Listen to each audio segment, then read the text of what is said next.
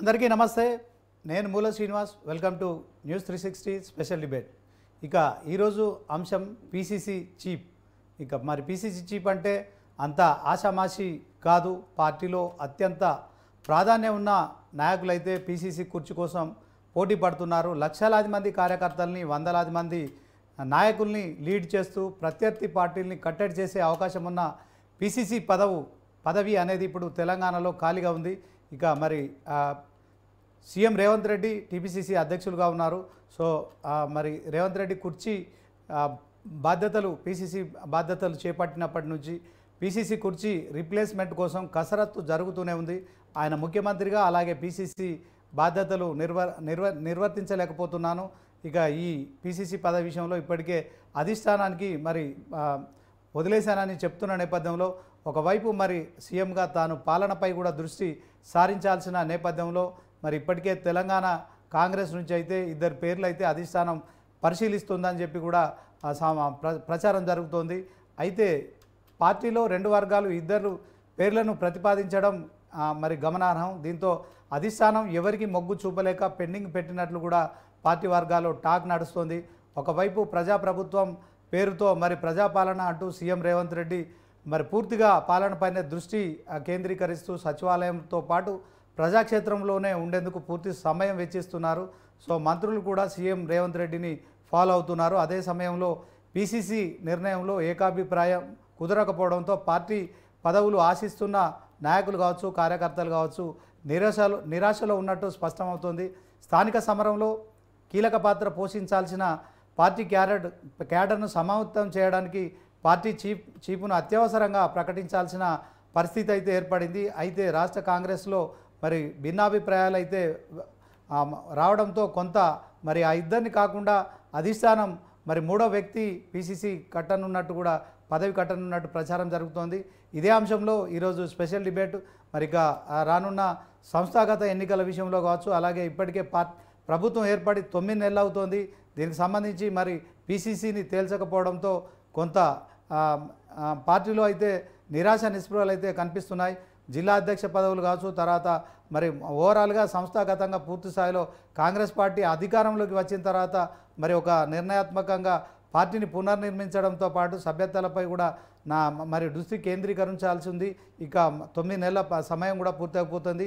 మరి ఈ అంశంలో ముందుగా మరి ఇక ఒకసారి అనలిస్ట్ కోటేశ్వరరావు గారితో మాట్లాడదాం. Sir, good afternoon sir. చెప్పండి. Good evening sir. ఇది పీసీసీ పదవి విషయంలో తెలంగాణ కాంగ్రెస్లో ఒక రకంగా చెప్పాలంటే మరి రెండు పేర్లు అధిష్టానం ముందు పెట్టారు. సో దీంట్లో ఇప్పటికే పలు పర్యాయాలు ఢిల్లీకి మరి ఈ రెండు వర్గాలను పిలిపించి అధిష్టానం కూడా మాట్లాడుతోంది. కానీ ఈ రెండు వర్గాల్లో ఏకాభిప్రాయం రావట్లేదు. సో అధికారంలో వచ్చిన తర్వాత 9 నెలల సమయం కూడా గడిచిపోతుంది. మరి రేవంత్ రెడ్డి సీఎంగా మరి బిజీగా ఉంటున్నారు.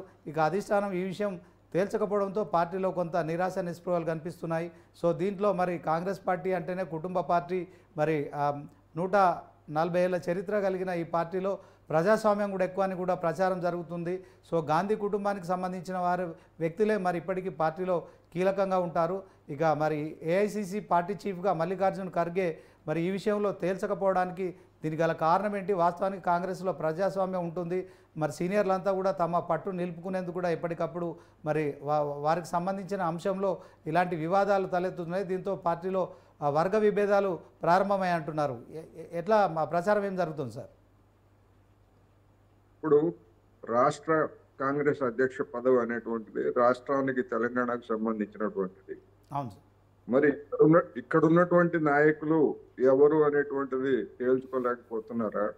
లేకపోయేట్లయితే ఇక్కడ విభేదాలు ఫలానా వారు ఉండాలని కొంతమంది, ఫలానా వారు ఉండాలని కొంతమంది, ఈ విధంగా భిన్నమైనటువంటి పేర్లని ముందుకు తీసుకొచ్చినప్పుడు దాని మీద అధిష్టాన వర్గం ఎటు తేల్చుకోలేనటువంటి స్థితిలో ఉందా అనేటువంటిది ప్రశ్న.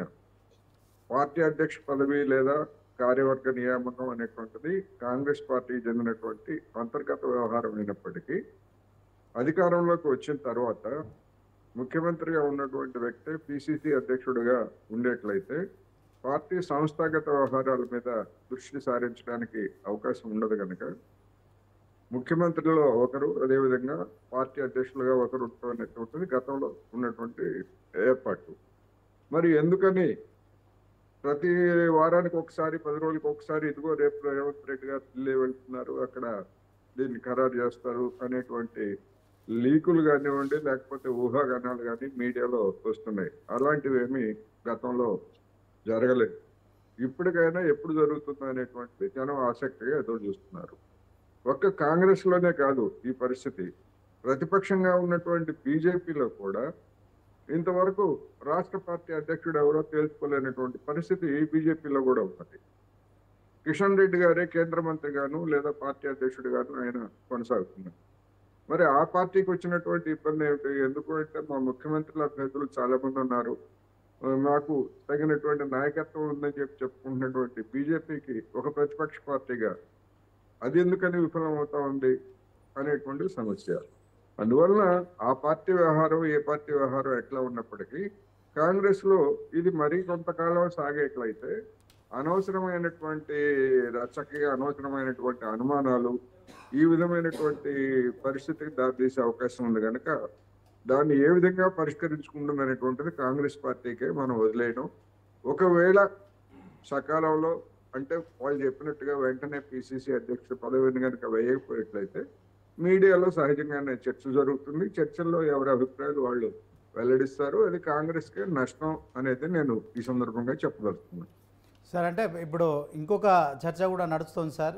మరి రేవంత్ రెడ్డి పూర్తి స్థాయిలో ఏదైతే ముఖ్యమంత్రిగా కొనసాగుతున్న క్రమంలో బీజేపీ బీఆర్ఎస్ ఒకటైపోయి తర్వాత ఎమ్మెల్యేలను కనుక మరి పూర్తి స్థాయిలో అంటే కాంగ్రెస్ పార్టీలో ఎమ్మెల్యేలను కొంత ఏదైతే గతంలో జరిగిన విధంగా కూడా ఆ పార్టీలో చేర్చుకొని ప్రభుత్వాన్ని అస్థిరపరుస్తారని తర్వాత ప్రచారం జరిగింది. ఇదే అంశంలో కూడా బీఆర్ఎస్కి సంబంధించిన 10 మంది ఎమ్మెల్యేలు కూడా కాంగ్రెస్ పార్టీలో చేర్చుకున్నారు. ఇదంతా కొంత అభద్రతా భావం ఉంటుందా? అలాగే పీసీసీ పదవి విషయంలో కూడా మరి సీఎం రేవంత్ రెడ్డి కొంత మరి ఆ పీసీసీ పదవి తన అనుచరుడే ఉండాలని భావిస్తున్నారా? మరి ప్రచారం అయితే కొనసాగుతోంది. దీంట్లో వాస్తవానికి ఒకవైపు మరి ఇప్పటికి 9 నెలలు అయిపోయింది. అంటే 1 ఇయర్ లోపు ఇవన్నీ చేసుకోవాల్సిన అవసరం ఉంటుంది. ఎందుకంటే సంస్థాగత ఎన్నికలు కూడా సమీపిస్తున్న తరుణంలో మరి మున్సిపల్ ఎన్నికలు కూడా ఇవన్నీ ఉన్నాయి. తర్వాత మంత్రి పదవుల విషయంలో కూడా పెండింగ్ ఉండడం కావచ్చు, నామినేటెడ్ విషయంలో కూడా అంటే కాంపిటీషన్ అయితే అధికార పార్టీకి ఉంటుంది, కానీ తేల్చాల్సిన బాధ్యత కూడా కాంగ్రెస్ పార్టీలో ఉంటుంది. దీనికి ఏమంటారు సార్? ఇప్పుడు కాంగ్రెస్ లో అభద్రతా భావం ఉందని నేనైతే అనుకోవట్లేదు సార్. రెండవది, రేవంత్ రెడ్డి గారిని ముఖ్యమంత్రి పదవి నుంచి తప్పించి వేరే వాళ్ళని పెట్టాలనేటువంటి ఆలోచన అధిష్టాన వర్గానికి ఉందని కూడా నేను అనుకోవట్లేదు. ఎందుకంటే గడిచినటువంటి దాదాపు 10 ఏళ్ల క్రితం లేదా అంతకు ముందు కూడా 20 ఏళ్ళుగా చూస్తే ఆ విధంగా చీటికి మాటికి ముఖ్యమంత్రులను మార్చినందువలన కాంగ్రెస్ పార్టీకి ఒరిగిందేమీ లేకపోగా కాంగ్రెస్ పార్టీకి చెడ్డ పేరు వచ్చింది. ఆ చెడ్డ పేరు అనేటువంటిది ప్రతిపక్షాలకి ఒక అస్త్రంగా మారినటువంటి నేపథ్యంలో కాంగ్రెస్ అధిష్టాన వర్గానికి తల బొప్పులు కట్టాయి, అనేక బొప్పులు కట్టాయి. రెండోది, గతంలో మాదిరి కాంగ్రెస్ కేంద్రంలో అధికారంలో లేదు, లేదా మెజారిటీ రాష్ట్రాల్లో కూడా బలంగా ఉన్నటువంటి పరిస్థితి కాదు. అందువలన ఉన్నటువంటి రాష్ట్రాల్లో ఈ విధంగా కనుక ఒక చొక్కా మార్చి ఇంకొక చొక్కా మార్చి ఇంకో చొక్కా కనుక వేసేట్లయితే ప్రతిపక్షాలకి అది అడ్వాంటేజ్ గా ఉంటుంది. అందువలన ఇవాళ ఇప్పుడు బీఆర్ఎస్ ఉన్నది, బీఆర్ఎస్ లోకి వెళ్ళి అంటే కొంతమంది ఎమ్మెల్యేలు, కాంగ్రెస్ ఎమ్మెల్యేలు బీఆర్ఎస్ లోకి వెళ్ళి బీఆర్ఎస్ ని బలపరుస్తారా, లేకపోతే కాంగ్రెస్ నుంచి వచ్చినటువంటి వాళ్ళని బీఆర్ఎస్ నెత్తన పెట్టుకొని ముఖ్యమంత్రిని చేసి ఈ ప్రభుత్వాన్ని కొలుస్తున్నారు? ఇవన్నీ కూడా ఊహాగానాలు తప్ప ఇప్పుడు ఉన్నటువంటి పరిస్థితుల్లో అలాంటి కాంగ్రెస్ నుంచి వెళ్ళినటువంటి వాళ్ళు బీఆర్ఎస్ తో చేతులు కలపడం కానీ, ఎందుకంటే బీఆర్ఎస్ అనే దాంతో చేతులు కలిపేట్లయితే మరుసటి రోజు నుంచే వాళ్ళకి తీవ్రమైనటువంటి నిరసన జనంలోంచి ఎదురవుతుంది. అటువంటి పరిస్థితి ఊహాజనితం తప్ప వాస్తవంగా ఉండే అవకాశం లేదు అనేది నేను ఈ సందర్భంగా చెప్తాను. Thank you sir. ఇక మరి కాంగ్రెస్ నాయకులు పేట రమేష్ గారు ఫోన్ లైన్లో ఉన్నారు, ఆయనతో ఒకసారి మాట్లాడదాం. ఇక బీజేపీ సంబంధించిన అంశంలోకి వెళ్లే ముందు కాంగ్రెస్ నాయకులు ఏమంటున్నారో ఒకసారి కనుక్కుందాం. పేట రమేష్ గారు, గుడ్ ఆఫ్టర్నూన్. రమేష్ గారు, సో ఆ ఫోన్ లైన్లో మరి టెక్నికల్ ప్రాబ్లం ఉన్నట్టుంది. ఇక రాజు నేత గారితో మాట్లాడదాం. మరి కోటేశ్వరరావు గారు అంటున్నారు, ఇటు కాంగ్రెస్ అటు బీజేపీ రాష్ట్ర నాయకుల విషయంలో ఎందుకనో తేల్చలేకపోతుంది. మరి రాష్ట్ర ముఖ్యమంత్రిగా ఉన్న పేట రమేష్ గారితో మాట్లాడదాం, ఆయన లైన్లోకి వచ్చాడు. ఇక మరి రమేష్ గారు చెప్పండి. యా యా అడగండి. యా ఇప్పటికే మరి ప్రభుత్వం ఏర్పడి 9 నెలలు అవుతోంది. సీఎం రేవంత్ రెడ్డి పూర్తి స్థాయిలో ప్రజాపాలనపై దృష్టి కేంద్రీకరించాల్సిన పరిస్థితి వస్తుంది. సుమారు రోజుకు 15 గంటలు ఆయన మరి ఇటు సచివాలయం కావచ్చు, అటు మరి ప్రజాక్షేత్రంలో ఉంటున్నారు.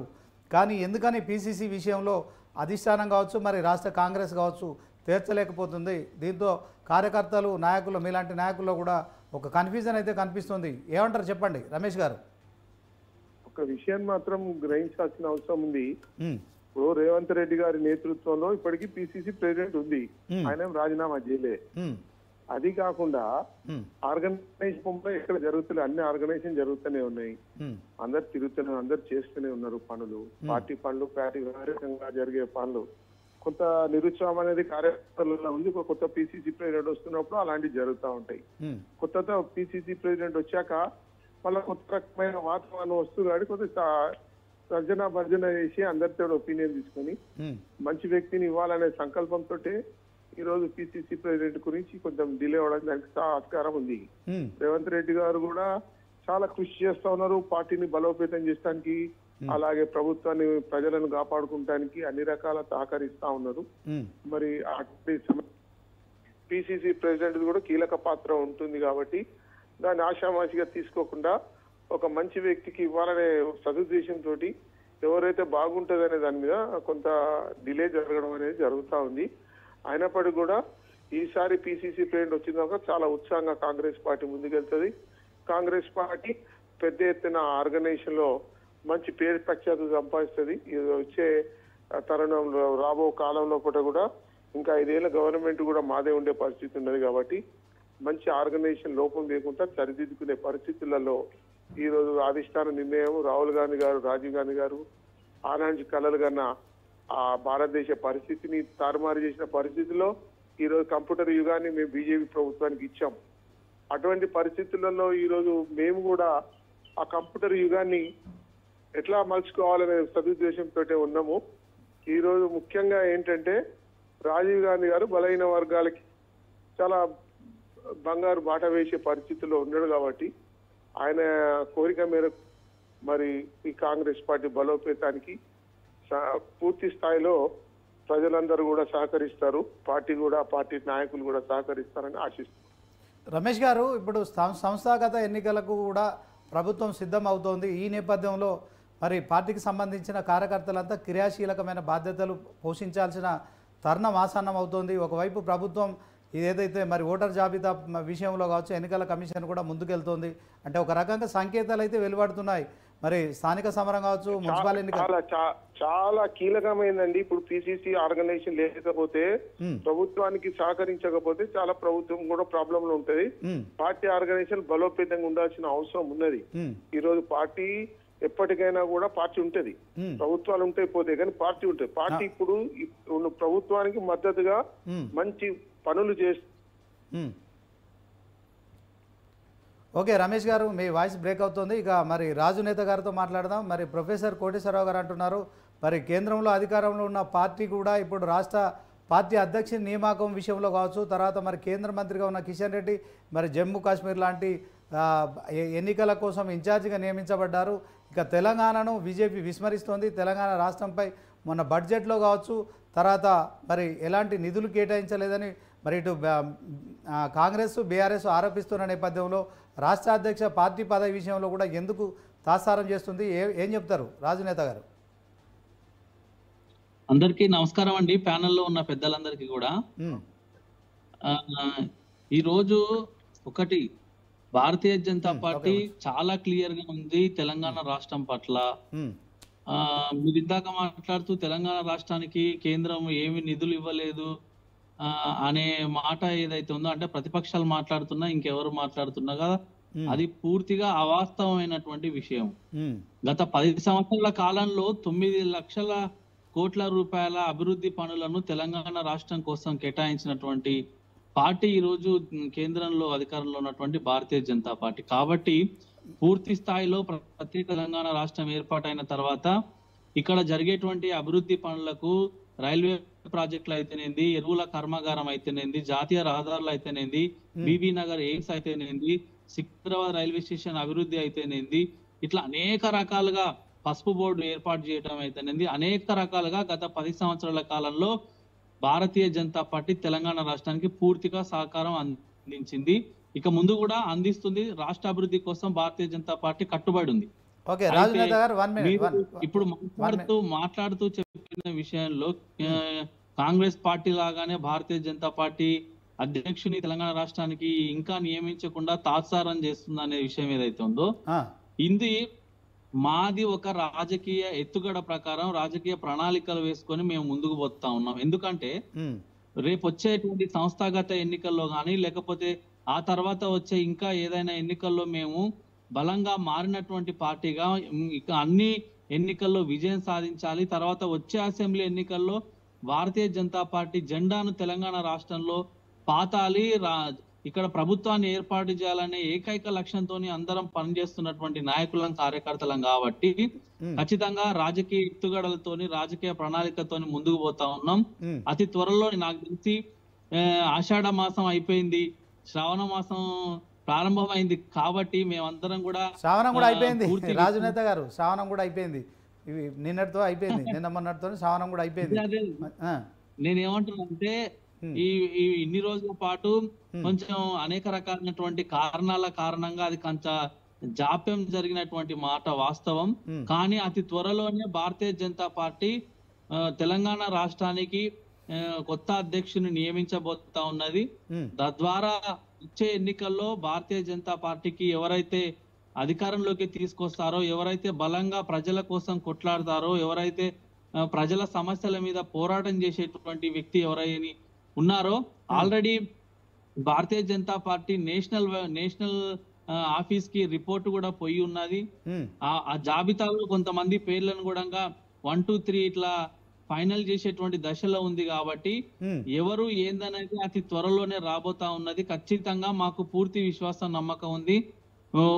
ఒక పోరాడేటువంటి వ్యక్తిని, ఒక ప్రజల పక్షాన ఎప్పుడు నిలబడేటువంటి వ్యక్తిని, ప్రజల కోసం ఎప్పుడు ఆలోచించే వ్యక్తిని తెలంగాణ రాష్ట్రంలో భారతీయ జనతా పార్టీని మరింత బలంగా తయారు చేసి వచ్చే ఎన్నికల్లో పార్టీ గెలుపునకు కృషి చేయడానికి ఎవరైతే ఉన్నారో అలాంటి వ్యక్తిని ప్రకటించడం కోసం భారతీయ జనతా పార్టీ అనేక రకాలుగా ఆలోచన చేస్తా ఉంది. కాబట్టి ఖచ్చితంగా అతి త్వరలోనే శుభవార్త రాబోతుంది.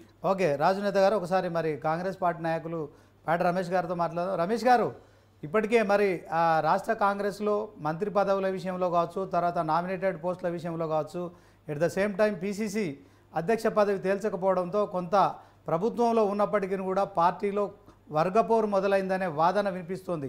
ఏం చెప్తారు రమేష్ గారు? రమేష్ గారు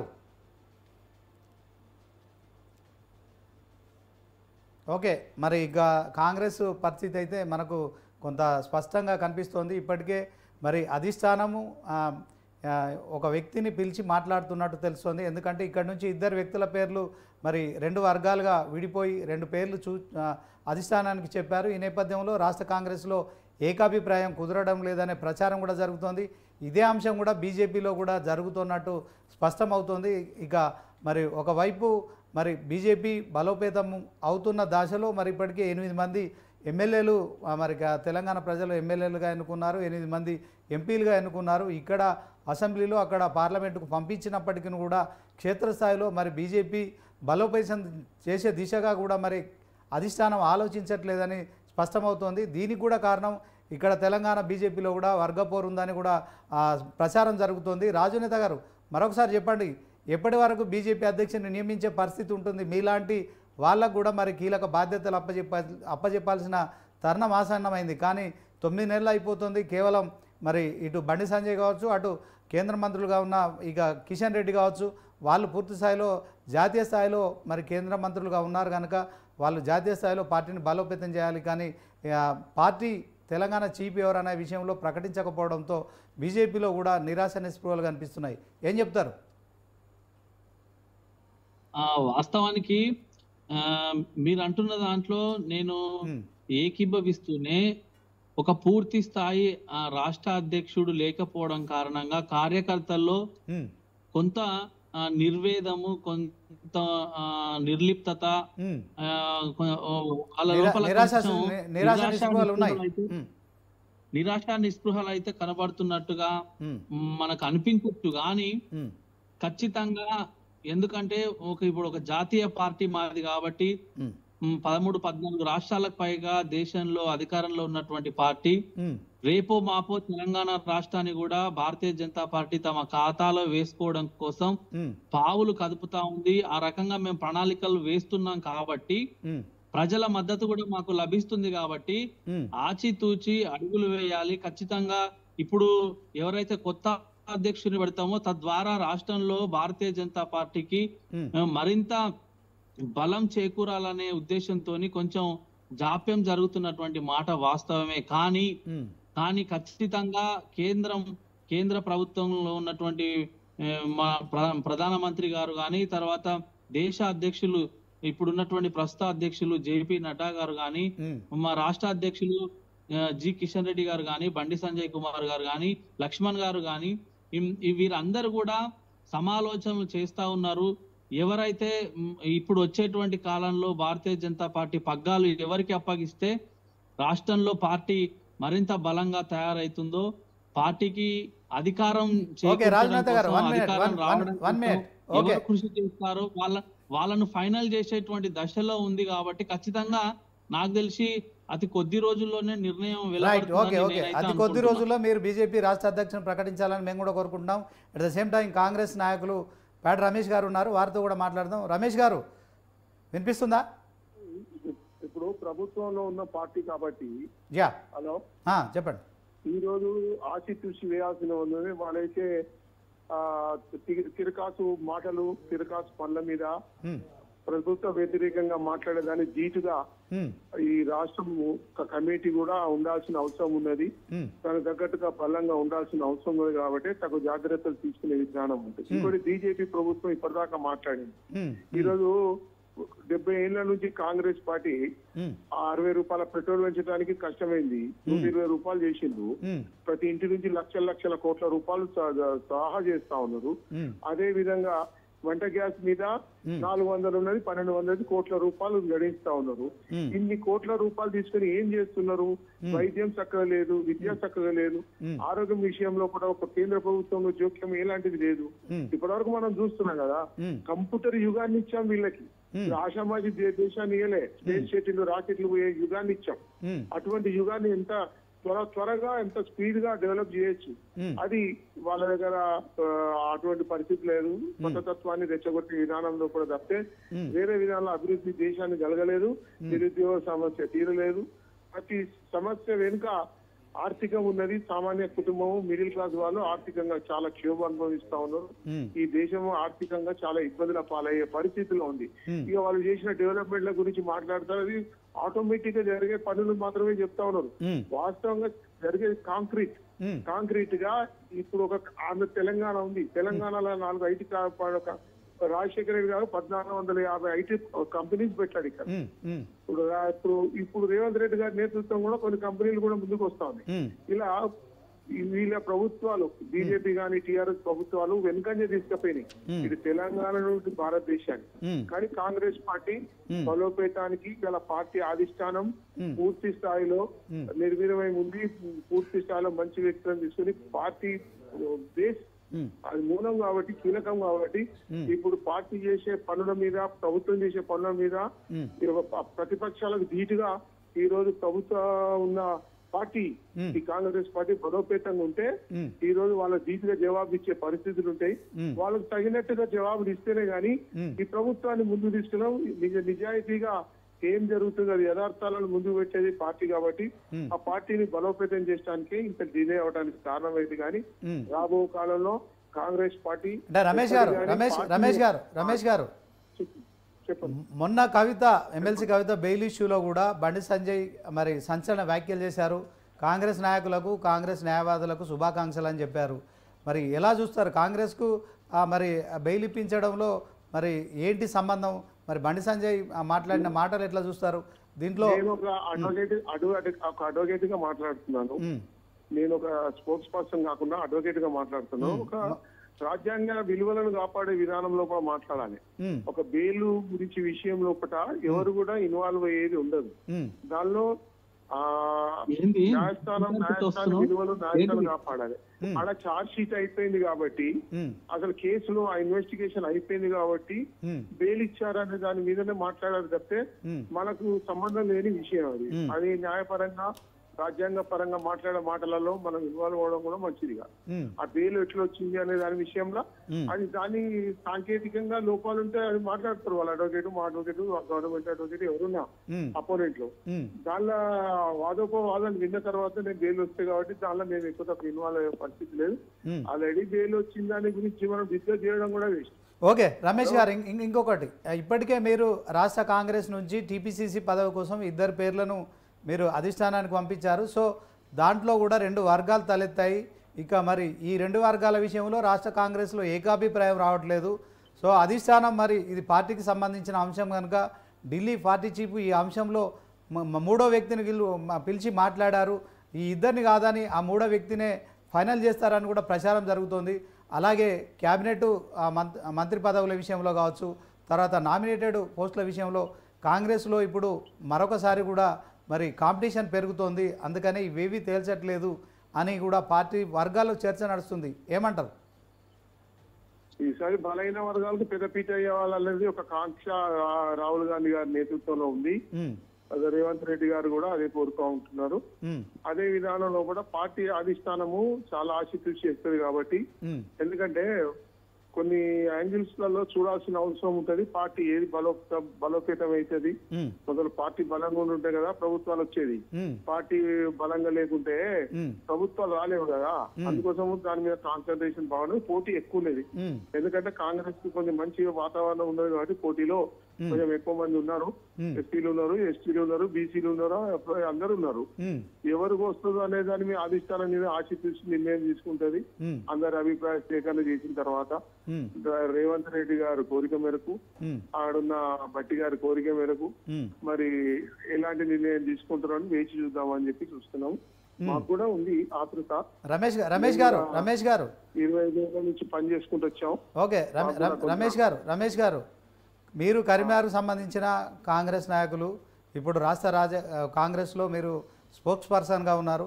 మరి కరీంనగర్ డీసీసీ మరి మానకొండూరు ఎమ్మెల్యే కవంపల్లి సత్యనారాయణ ఉన్నారు. ఇక తెలంగాణ టీపీసీసీ అధ్యక్షులుగా రేవంత్ రెడ్డి ఉన్నారు.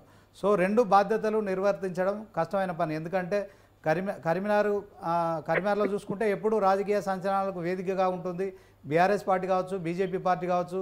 మరి బీజేపీకి సంబంధించిన ఎంపీ బండి సంజయ్ ఉన్నారు అక్కడ. తర్వాత ఆయనకి ఇప్పుడు కేంద్ర హోంశాఖ సహాయ మంత్రి పదవి వచ్చింది. సో బీఆర్ఎస్కు సంబంధించి కూడా మరి కరీంనగర్ జిల్లాలోనే మరి 3 ఎమ్మెల్యేలు ఉండడం కావచ్చు. ఇదంతా ప్రతిరోజు కూడా మరి రాజకీయ విమర్శలకు ప్రతి విమర్శలు ఎప్పటికప్పుడు కౌంటర్ ఇచ్చే నాయకుడు ఉండాలి. కానీ పాలనా పరంగా మరి ఈ కవంపల్లి సత్యనారాయణ కేవలం మానకొండూరు నియోజకవర్గంపై అభివృద్ధిపై కాన్సన్ట్రేషన్ చేయాల్సి ఉంటుంది. మరి మీలాంటి వాళ్ళు ఆశావాదులు ఎంతోమంది ఉన్నారు. సో వాళ్ళకి ఇప్పటి వరకు అంటే 9 నెలల సమయం గడిచిపోతుంది. ఇప్పటి వరకు పార్టీ పదవుల విషయం తేల్చకపోవడం, అంటే ముఖ్యంగా పీసీసీ పదవి భర్తీ చేసిన తర్వాత మరి జిల్లా సంబంధించిన అధ్యక్షుల పదవి భర్తీ చేయాలి. ఆ జిల్లా నాయకులు అయితే వాళ్ళు మరి పార్టీలో మిగతా వారికి పదవులు ఇచ్చే పరిస్థితి ఉంటుంది. కానీ ఎందుకో ఈ విషయంలో ఏకాభిప్రాయం కుదరడం లేదు. కాంగ్రెస్లో మరొకసారి కలహాలు ప్రారంభమైనాయి అని మరి ప్రచారం జరుగుతోంది. విపక్షాలు కూడా ఈ అంశంలో మరి ఎక్కడికక్కడ కౌంటర్ వేసే నాయకులు లేకపోవడంతో మరి ఇక ప్రతిదానికి సీఎం రేవంత్ రెడ్డి గారు కావచ్చు, మంత్రులు మాట్లాడాల్సిన పరిస్థితి తలెత్తుతుంది. ఏమంటారు? కరెక్ట్ అండి. ఇప్పుడు కరీంనగర్ చాలా కీలకమైన జిల్లా. అవును, అక్కడ బలైన వర్గాల నుంచి బండి సంజయ్ గారు కార్పొరేటర్ నుంచి అంత పెద్ద మనిషి అయిండు. టిఆర్ఎస్ నుంచి కూడా గంగుల కమలాకర్ గారు మంత్రి గారు అయిండు. మా కాంగ్రెస్ పార్టీ నుంచి చాలా తక్కువ మంది జిల్లా నాయకులు చాలా మంది వెనుకంజ వాడడం జరిగింది. కొంతమంది దుష్ట శక్తులతోటి లోకల్ లీడర్ల వల్ల కొంత అన్యాయం జరిగింది అనేది వాస్తవం. అది దాన్ని ఏదైనా కూడా దాన్ని రెక్టిఫై చేయడానికి కూడా మేము అధిష్టానాన్ని దృష్టి తీసుకెళ్లాము. ఎందుకంటే అన్ని పార్టీల నుంచి బలైన వర్గాలు పైకి వస్తున్నారు కానీ మా కాంగ్రెస్ పార్టీ నుంచి కొంత వెనుకంజలో ఉంది. దాని దృష్టి సాధించాలని చెప్పేసి కూడా మేము కోరుకుంటా ఉన్నాం. ఎందుకంటే జిల్లాలో ఇప్పటికీ పొన్నం ప్రభాకర్ ప్రాతినిధ్యం ఉంది బలైన వర్గాలకి. ఇంకా కొంతమందిని కూడా తీసుకోవాలి బలహీన వర్గాలు అనే కోరిక కూడా ఉంది. కాంగ్రెస్ పార్టీ బలహీన వర్గాలు 60% ఉన్న కాంగ్రెస్ మొత్తం పాపులేషన్ లో కొంత ప్రత్యేక స్థానాన్ని కలిగించాలని చెప్పి మొదలు మీరు రాహుల్ గాంధీ గారి స్పీచ్ విన్నారు ఎలక్షన్ బిఫోర్, అలా కులగణన చేయడం అనేది, ఇంకోటి బీసీలకు న్యాయం చేస్తా అనే విషయం లోపల వాళ్ళు అధిష్టానం చాలా పెద్ద ఎత్తున నిర్ణయాల మేరకు పనిచేస్తా ఉన్నదని ఓకే రమేష్ గారు మీరు అట్లే లైన్లో ఉండండి నేను ఒకసారి కోటేశ్వరరావు గారితో మాట్లాడతాను. కోటేశ్వరరావు సార్,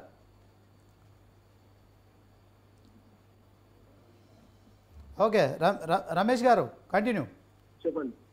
ఇప్పుడు పార్టీలో క్రియాశీల పాత్ర పోషించాల్సిన మీలాంటి నాయకులు కావచ్చు, కార్యకర్తలు కావచ్చు, మరి ఆ పార్టీలో ఈ పిసిసి పదవి అనేది నిర్ణయం జరగకపోవడంతో గ్రామ స్థాయి నుంచి మొదలుకొని మీకు రాష్ట్ర స్థాయి వరకు కూడా ఇది కొంత ప్రతిరోజు ప్రతిబంధకంగా మారుతుంది. దీంట్లో ఇప్పటికే మరి విపక్షాలకు విమర్శలకు సమాధానం చెప్పడానికి మరి రాష్ట్ర స్థాయి నాయకులు, మంత్రులు, మరి ముఖ్యమంత్రి స్థాయి వ్యక్తులు స్పందించాల్సిన పరిస్థితి ఉంటుంది.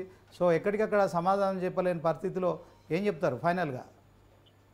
ఇన్ఫ్లుయెన్స్ లేకుండా అందరూ కూడా పార్టీ బలోపేతానికి కృషి చేయాల్సిందిగా రేవంత్ రెడ్డి గారి నుంచి, రాహుల్ గాంధీ గారి గురించి మేము కూడా ఆదిస్తానని కోరుకుంటున్నాం. ఓకే రమేష్ గారు ఒక నిమిషం లైన్లో ఉండండి, అట్లే లైన్లో ఉంటే రమేష్ గారు.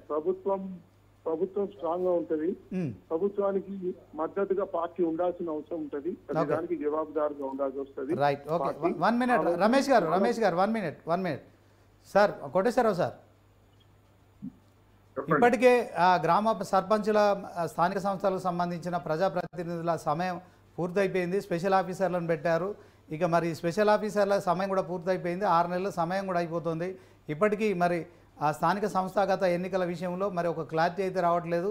ఎన్నికల కమిషన్ అయితే ఓటర్ జాబితా సవరణల కోసం అయితే కసరత్తు చేస్తోంది, కానీ స్పెషల్ ఆఫీసర్ల పాలనలకు సంబంధించి కేంద్రం నుంచి నిధులు రావు. సో తెలంగాణ రాష్ట్రంలో ఇప్పుడు గ్రామాల్లో మరి కేంద్రం నుంచి నిధులు రాకపోవడంతో అభివృద్ధి కుంటుపడుతోంది.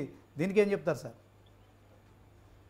ఇప్పుడు కేంద్రం నుంచి నిధులు రాకపోవడం అనేటువంటిది కాంగ్రెస్ పార్టీకి సంబంధించినటువంటి అంశం కాదు, అది బీజేపీ పెద్దలు చెప్పాలి. ఎందుకు విడుదల చేయట్లేదు ఏమిటనేటువంటి దాన్ని బీజేపీ పెద్దలు చెప్పాలి సార్.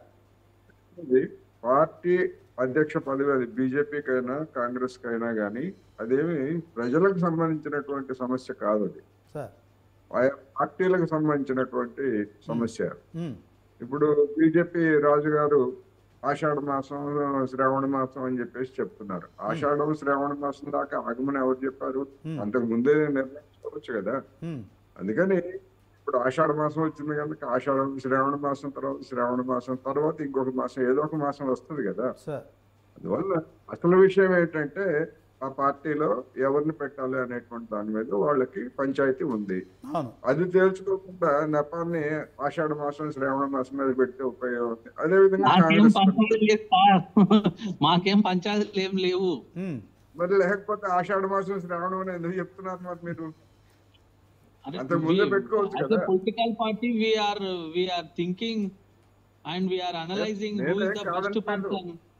నేనేమి కాదంటే మీ పర్సనల్ వ్యవహారం అని కూడా చెప్పాను నేను. కాంగ్రెస్ పార్టీ అయినా బీజేపీ అయినా అధ్యక్షులు నియమించుకోవడం అనేటువంటిది ఆ పార్టీలో అంతర్గత వ్యవహారం.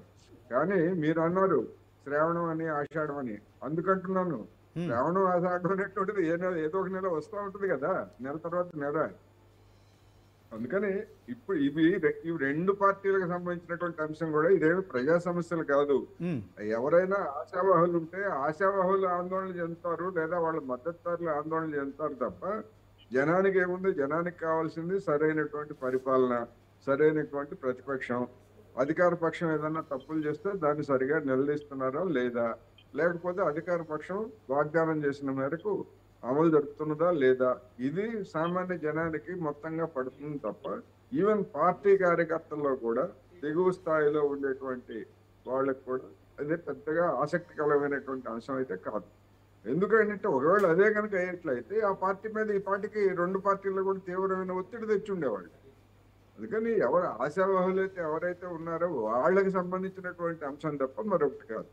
అందువల్ల రెండు పార్టీలు ఒకవేళ ఏదో ఒక కారణంతో సాగనివ్వలేదు అనుకోండి, సాగనివ్వకపోతే టీవీలో చర్చలు వస్తాయి, చర్చల్లో నాటి వాళ్ళు ఏదో ఒక అభిప్రాయం చెప్తూ ఉంటారు, అవన్నీ కూడా వాళ్ళకి ఇబ్బందికరమైనటువంటి పరిస్థితులు వస్తాయనేది నేను చెప్తున్నాను. అందుకని ఏదైనా కానీ ఏదైతే అంటే నిబంధనలకు అనుగుణంగా ఒక 3 సంవత్సరాలనో 5 సంవత్సరాలనో 2 ఏళ్లనో ఆయా పార్టీలు నిబంధనావళి ఏదైతే పెట్టుకున్నాయో ఆ నిబంధనావళికి అనుగుణంగా చేయాలి.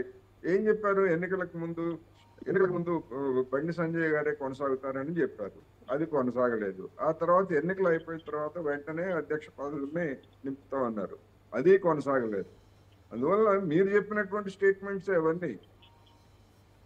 ఓకే సార్, ఇప్పుడు ఇంకొక ప్రశ్న సార్, ఇదంతా పార్టీ అంతర్గత వ్యవహారం అనుకుందాం, మరి పార్టీ అధ్యక్షులను నిర్ణయించుకునే అంతర్గత వ్యవహారం అయినప్పటికీ, కాంగ్రెస్ బీజేపీల అంతర్గత వ్యవహారం అయినప్పటికీ అది బహిరంగంగా వాళ్ళు చెప్తున్న మాటలే కదా, వాళ్ళు చేసిన. ఓకే సార్, అంటే తెలంగాణలో ఇప్పుడు సార్, ఇప్పుడు తెలంగాణలో ఈ గ్రామ సర్పంచులు కావచ్చు, ఎంపీటీసీలు, జెడ్పీటీసీలు, ఎంపీపీలు, తర్వాత వీళ్ళకి సంబంధించిన పదవి కాలం ముగిసిపోయింది. ప్రభుత్వం స్పెషల్ ఆఫీసర్లను నియమించింది, ఇక స్పెషల్ ఆఫీసర్ల పాలన కూడా ముగుస్తుంది. అయితే స్పెషల్ ఆఫీసర్లు మరి పాలనలో, వాళ్ళ ఇన్ఛార్జీల పాలనలో కేంద్ర ప్రభుత్వం నిధులు ఇవ్వదు. సో దీంతో తెలంగాణలో గ్రామ స్థాయిలో అభివృద్ధి కుంటుపడుతుంది. ఏమంటారు సార్, నిజమేనా? డెఫినెట్ గా ఎందుకంటే రాజ్యాంగం ప్రకారం 5 ఏళ్లకు ఒకసారి స్థానిక సంస్థలకు కూడా ఎన్నికలు జరగాలి. ఏదో ఒక కారణంతో ఏ పార్టీ అధికారంలో ఏదైనా ఉండొచ్చు, ఏదో ఒక కారణంతో వాయిదా వేసేట్లయితే కేంద్ర ప్రభుత్వం కానీ లేదా రాష్ట్ర ప్రభుత్వం స్థానిక సంస్థలకు కానీ నిధులు ఇచ్చేట్లయితే అది అట్లాగే కొనసాగిస్తారు. అందుకని ఏదో ఒక విధమైనటువంటి నిబంధనకి రాష్ట్ర ప్రభుత్వాలు, కేంద్ర ప్రభుత్వం కట్టుబడి ఉండాలి. అందువలన ఈ రాష్ట్ర ప్రభుత్వం ఎందుకు ఇప్పుడు ఎవరైనా సకాలంలో ఎన్నికల కనుక జరుపుకోయట్లయితే మేము నిధులు రద్దు చేస్తామని చెప్పేసి ఒక కేంద్రం ఒక మాట చెప్పింది అనుకోండి, అనివార్యంగా చచ్చినట్టు ఎన్నికలు జరపాల్సి వస్తుంది. అది ఏ పార్టీకైనా ఏ రాష్ట్రానికైనా అదే వర్తిస్తుంది. అదే విధంగా ఎవరైనా కానీ ఎన్నికలు జరగని కారణంగా కేంద్రం నుంచి రావాల్సినటువంటి నిధులు రావట్లేదు, అందుకని అభివృద్ధి పనులు ఆగిపోయాయి, అందుకని ఇది మా హక్కులకి భంగం లేదా మా ప్రయోజనాలకి భంగం అని చెప్పేసి ఎవరైనా కోర్టుకు వెళ్తే కోర్టులు అనివార్యంగా చెప్తాయి మీరు సకాలంలో ఎన్నికలు జరపాలని చెప్పేసి కోర్టులు ఆదేశిస్తాయి. అది ఏ పార్టీ వాళ్ళు వెళ్ళొచ్చు, పార్టీ రహితంగా ఉన్నటువంటి వాళ్ళు కూడా వెళ్ళొచ్చు. అందువల్ల ఎంతకాలం చేస్తారనేటువంటిది చూద్దాం. ఇప్పుడు వాళ్ళు కూడా చెప్తున్నారు కదా, దానికి ఏం కారణం చెప్తున్నారు, బీసీ జనాభా లెక్కలు అనేటువంటి ఇప్పుడెప్పుడల్లా తేలేవి కాదు. రాష్ట్ర ప్రభుత్వం లెక్కలు పెట్టినప్పటికీ అవి వెంటనే తేలే అవకాశం లేదు.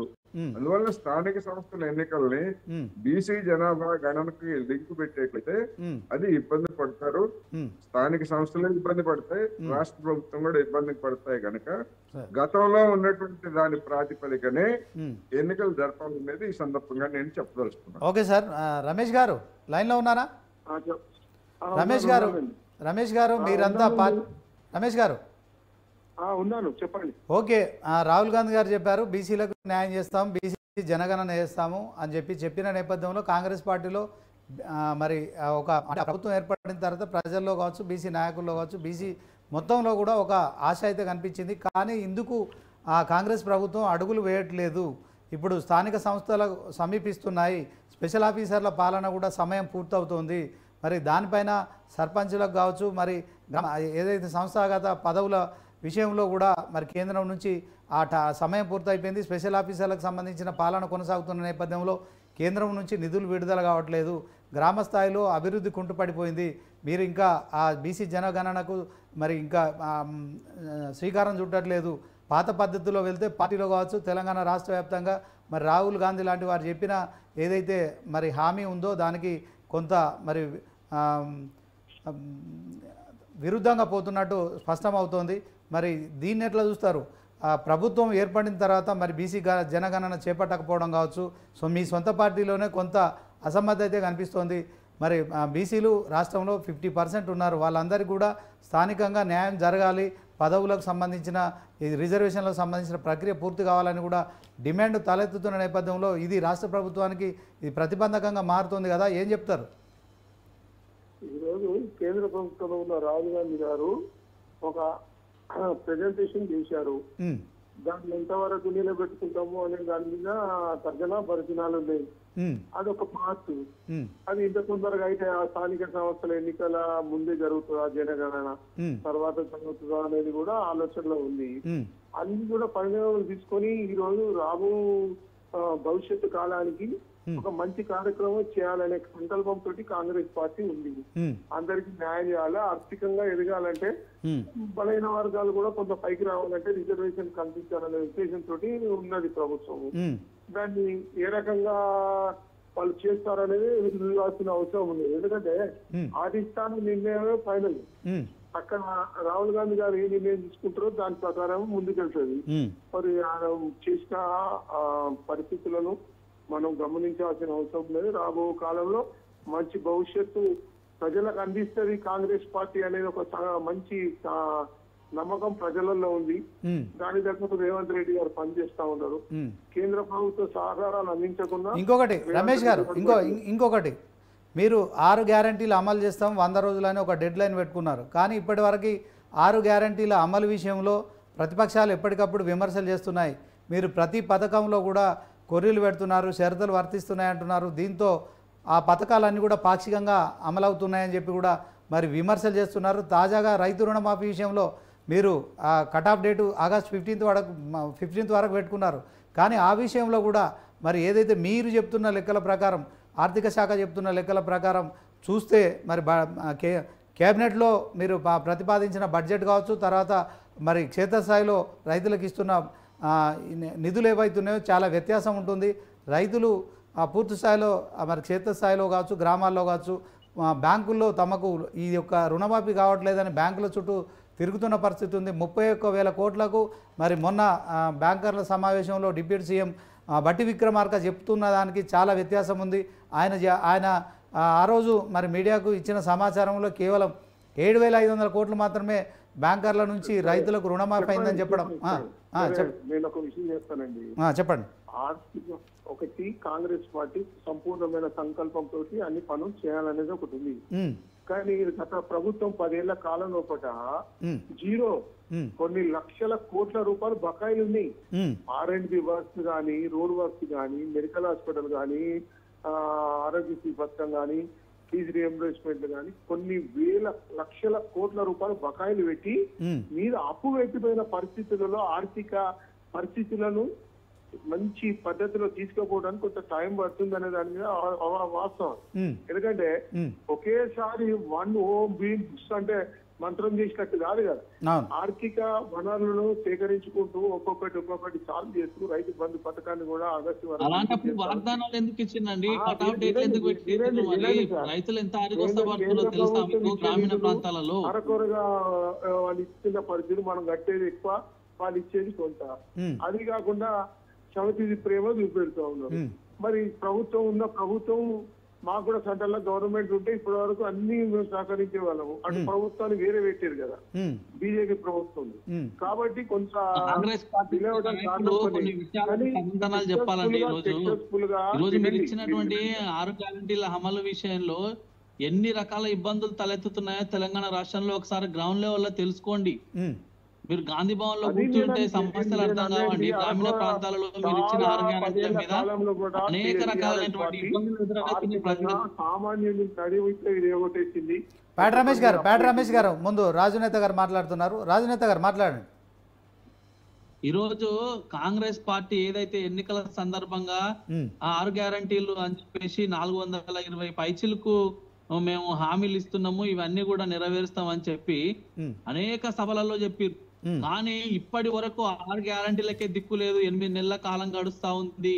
రైతులకు మీరు గత ప్రభుత్వం ఇచ్చిన రైతు బంధుని మీరు పేరు మార్చి 15,000 రూపాయలు ఇస్తాం ఆ రైతు భరోసా కింద అని చెప్పారు. ఇప్పటి వరకు ఒక్క రైతు ఖాతాలోనన్నా రైతు భరోసాకి మీరు పెంచినటువంటి నిధులు జమ చేసి రాండి. ఒక మాట చెప్పండి. 2 లక్షల రుణమాఫీ ఏకకాలంలో చేస్తామని చెప్పి రైతులకు సంబంధించి, కానీ దఫాలుగా లక్షల లోపు ఉన్నవి ఒకసారి 1,50,000, ఒకసారి 2 లక్షల లోపు అట్లా కూడా తెలంగాణ రాష్ట్రంలో ఉన్న రైతులకు రుణమాఫీ విషయంలో అనేక రకాలైనటువంటి సమస్యలు వస్తున్నాయి. మేం చెప్పేది కాదు, ప్రతిపక్షాలు విమర్శిస్తున్నటువంటి మాట కాదు. ఈ మన వ్యవసాయ శాఖ అధికారులు ఎవరైతే ఉన్నారో వాళ్ళే 31 రకాల సాంకేతిక కారణాలు ఉన్నాయి. రైతులకు సంబంధించి రుణమాఫీ విషయంలో ప్రతిరోజు వాళ్ళు వ్యవసాయ పనులు వదిలేసి, కూలీ పనులు వదిలేసి రోజువారీ వ్యవసాయం చేసుకునేటువంటి వ్యక్తులు, రైతులందరూ కూడా వాళ్ళ కుటుంబాలను మండల శాఖ ఎంఆర్ఓ ఆఫీసుల చుట్టూ, కలెక్టర్ ఆఫీసుల చుట్టూ, బ్యాంకుల చుట్టూ మాకు రుణమాఫీ కావడం లేదు, ఎందుకు కావడం లేదని అనేక రకాలైనటువంటి ఇబ్బందులు పడుతున్నారు. ఆ టెక్నికల్ ఇష్యూస్ ని మీరు సాల్వ్ చేయడం కోసం ప్రభుత్వం ఇప్పటి వరకు కూడా ఎటువంటి చర్యలు తీసుకోలేదు. మీరు గమనించాలి ఈ విషయాన్ని. రైతుల పక్షాన, రైతుల పక్షపాతం అని చెప్తారు, రైతుల కోసం మేము ఇన్ని కార్యక్రమాలు చేస్తున్నాం అంటున్నారు కదా. రైతులకు ఇన్ని రకాల ఇబ్బందులు తలెత్తుతున్నాయి, ఎక్కడన్నా స్పందించినటువంటి పాపాన వాళ్ళు కాంగ్రెస్ పార్టీ నాయకులు. ఏం చెప్తారు రమేష్ గారు? తప్పుడు ఆరోపణలు చేస్తున్నారు మీరు. చాలా మందికి రైతు రుణ 2 లక్షల రూపాయల మాఫీ జరిగింది. గత ప్రభుత్వాలు 1 లక్ష రూపాయలు ఇస్తా అని తప్పుడు ఆరోపణలు కావండి మావి. మేము గ్రౌండ్ లెవెల్ లో ఉన్న విషయాలు చెప్తున్నాం. ఎందుకంటే మేము ప్రశ్నిస్తున్న తెలంగాణ అని చెప్పేసి భారతీయ జనతా పార్టీ ఆధ్వర్యంలో ఒక టోల్ ఫ్రీ నెంబర్ ని పెట్టినాం. అంటే రైతులకు తెలంగాణ రాష్ట్రంలో ఎక్కడన్నా ఇబ్బందులు తలెత్తుతే, అంటే రుణమాఫీ విషయంలో మీకు బ్యాంకు అధికారులు స్పందించకపోయినా, లేకపోతే వ్యవసాయ శాఖ అధికారులు స్పందించకపోయినా, ఎంఆర్ఓ ఆఫీస్ లో స్పందించకపోయినా, కలెక్టర్ ఆఫీస్ లో ఎవరు మిమ్మల్ని పట్టించుకోకపోతే మీకున్నటువంటి ఇబ్బందులు ఏంది, సమస్యలు ఏంది, మాకు ఫోన్ చేయండి అని చెప్పేసి ప్రశ్నిస్తున్న తెలంగాణ అని భారతీయ జనతా పార్టీ ఆధ్వర్యంలో ఒక మొబైల్ నెంబర్ ఇచ్చి చెప్తే మాకు 1,00,000కు పైగా ఫిర్యాదులు వచ్చినాయి తెలుసా అండి. తెలంగాణ రాష్ట్రంలో రైతుల నుంచి వివిధ సమస్యల మీద రైతు రుణమాఫీ విషయంలో. వినండి, దీనికి మీరు సమాధానం చెప్పాలి కదా. మీకు ఫోన్ చేసే వాళ్ళంతా కోటీశ్వర్లు, 100 ఎకరాలు, 50 ఎకరాలు ఉన్నోళ్ళు కావచ్చు, కానీ వాస్తవంగా మీకు గ్రహించండి. అంటే మీరు 100 ఎకరాలు ఉన్న వాళ్ళకి రైతు రుణమాఫీ చేస్తున్నారా ఇప్పుడు? మరి అంటే గతంలో ఏంటైతే రైతు బంధు అని చెప్పేసి కొండలకు, గుట్టలకు, కోనలకు వ్యవసాయం చేయనటువంటి భూములకు, బడా భూములు ఉన్నటువంటి వ్యక్తులకు అందరికీ రైతు బంధు పేట గతంలో ఇచ్చారు కదా. మీరు కూడా ఇప్పుడు రైతు రుణమాఫీ విషయంలో ఇట్లా చేస్తున్నారా? మరి అది కాదు కదా నిజమైనటువంటి రైతులకు. మీరు ఈ రోజు సాల్వ్ చేయాలంటే పట్టించుకోకపోతే అది ఇబ్బందికరమైనటువంటి విషయం కదా తెలంగాణ రాష్ట్రంలో. ఈనాడు పేపర్ లో ఒక ఫోటో చూసినండి. ఈ విషయాన్ని అందరూ కూడా గమనించాలి. మనం ఒక రోజు ఇదే మహబూబాబాద్ జిల్లాలోని ఒక బ్యాంకు దగ్గర గత ప్రభుత్వ కాలంలో మనం ఎరువుల కోసం, సబ్సిడీ ఎరువుల కోసం కానీ, లేకపోతే వ్యవసాయానికి సంబంధించినటువంటి ఈ ఎరువుల కొనుగోలు కోసం కానీ ఈ మన మండల కార్యాలయాల దగ్గర రైతులు ఎండల్లో నిలబడలేక చెప్పులన్నీ వరుస క్రమంలో పెట్టి వాళ్ళు నీడకు పోయి కూర్చునేది కదా. అదే రకమైనటువంటి చిత్రము ఈనాడు పేపర్ లో వచ్చింది. ఒక బ్యాంకు దగ్గర మహబూబాబాద్ జిల్లాలో రైతు రుణమాఫీ కోసం వాళ్ళకు ఎదురైతున్నటువంటి సమస్యలు ఎవరు పరిష్కారం చేయట్లేదని ప్రతిరోజు బ్యాంకుకు తిరుగుతా ఉన్న క్రమంలో అతి పొడవైన లైను ఆ రోజు బ్యాంకు దగ్గర ఉంటే ఆ ఎండలో నిలబడలేక వాళ్ళ చెప్పులనన్నీ కూడా లైన్ లో పెట్టిపోయి మళ్ళా చెట్ల కింద కూర్చున్నటువంటి పరిస్థితి ఈ రోజు మళ్ళా తెలంగాణ రాష్ట్రంలో తలెత్తింది. రైతుల సమస్యలను నేను చెప్పిన మాట కాదు, మీకు కావాలంటే ప్రూఫ్ తో సహా నా దగ్గర ఉంది. ఎక్కడ, ఏ జిల్లాలో, ఏ మండలంలో జరిగింది రైతులకు సంబంధించి కాంగ్రెస్ నాయకులు సమాధానం చెప్తే మీరు ఆగండి. చెప్పండి రమేష్ గారు, చెప్పండి. ఈ అన్ని అబద్ధాలు మాట్లాడుతున్నారు. అలా వినండి, చెప్పండి. రైతు బంధు పథకం అనేది సన్నకారు చిన్న రైతులకు ఆ రోజు భూ సంస్కరణలు పెట్టి చిన్న రైతులను తయారు చేసి ఈ రోజు మేము వాళ్ళకు పట్టాలు అందిస్తే ఈ రోజు 6 జమీందారులకు 1000 ఎకరాలు, లక్షల ఎకరాలు, 100 ఎకరాలు భూస్వాములకు ఉంటే తీసి చిన్న రైతులు, చిన్నకారు రైతులు, సాధారణ రైతులు, చిన్న కమతాలు ఉన్న రైతులు 1 ఎకరం 2 ఎకరాలు 5 ఎకరాలు చుట్టూ తిరుగుతా మాట్లాడట్లేదు నేను. 100 ఎకరాలు ఉన్న వ్యక్తులు, రైతులు పడుతున్నటువంటి కష్టాలు, వాళ్ళకి ఎదురైతున్నటువంటి సమస్యల మీద మాట్లాడుతున్నా నేను. ఓకే రాజనేత గారు మీరు ఆగండి, ఆయన కంక్లూజన్ చెప్తారు. నన్ను మాట్లాడి ఒక్క నిమిషం మీరు మాట్లాడండి. రమేష్ గారు మీరు కంటిన్యూ.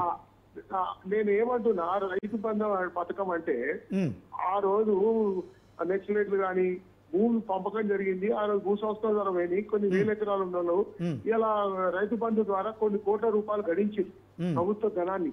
దుర్వినియోగం జరిగింది. ఈ రోజు నిజాయితీగా నిజమైన రైతు, పేదరికం ఉన్న రైతుకి ఇవ్వాలనే సంకల్పంతో ఈ రోజు కాంగ్రెస్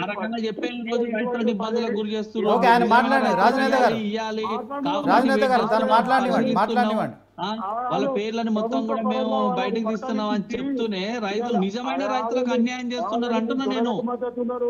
ఓకే ఓకే పేట రమేష్ గారు దొరలకు మద్దతు ఇస్తున్నారు.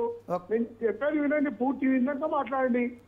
అర్ధగంట సేపు చెప్పారు. ఓకే మీరు మాట్లాడండి. Conclude please. Time up. అయితే నేను అనేది ఏంటంటే ఆ సన్నకారు రైతులకు, చిన్న రైతులకు మొదలు రైతు బంధు పథకం అమలు చేయాల్సిన అవసరం ఉండే. దాన్ని టీఆర్ఎస్ ప్రభుత్వం ఏం చేసిందంటే భూస్వాములకే వేల వందల ఎకరాలు ఉన్న వాళ్ళకు లక్షల కోట్ల రూపాయలు ప్రజాధనాన్ని ఇచ్చింది. ఇప్పుడు ఇవ్వకపోయేసరికి ఇది వాళ్ళందరూ ఫోన్లు చేసుకుంటే మాకు రాలేదనే పద్ధతిలో ఉన్నారు. ఓకే రైతు బంధు విషయంలో మీరు రైతు భరోసా విషయంలో క్యాబినెట్ సబ్ కమిటీ చేశారు. ఓకే మేము యాక్సెప్ట్. ఇంకొకటి మీరు చెప్పాల్సింది ఏంటంటే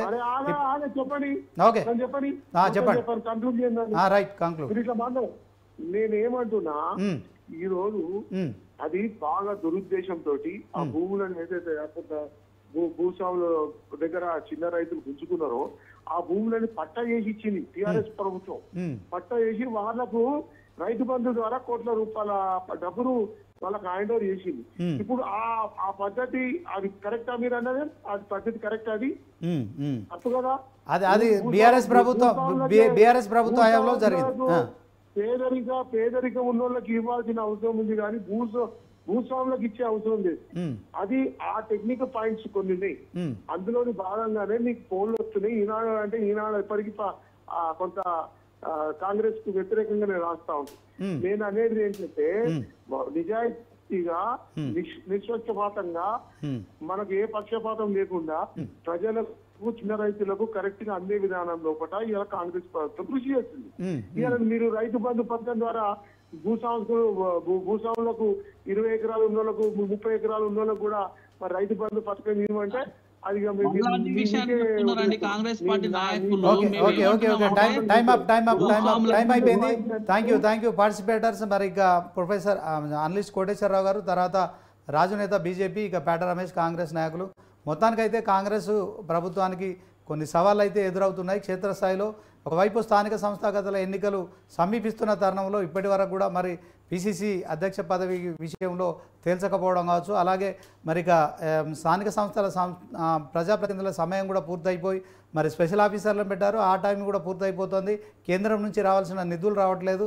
ఒకవైపు మరి ఎన్నికలకు ముందుకెళ్తుంది, మరి బీసీ జనగణన చేపట్టలేదు. ఇవి మరి కాంగ్రెస్ పార్టీ కావచ్చు, అలాగే తెలంగాణ ప్రభుత్వం ముందున్న ప్రశ్నలు. మరి దీనికి ముఖ్యమంత్రిగా సీఎం రేవంత్ రెడ్డి ఎలాంటి ముగింపు పలుకుతారనేది వేచి చూడాలి. ఇది ఇవాల్టి స్పెషల్ డిబేట్. చూస్తూనే ఉండండి. రేపు ఇదే సమయానికి మరొక డిబేట్. మరి చూస్తూనే ఉండండి. న్యూస్ 360 నిజం ఆలోచన మారుస్తుంది.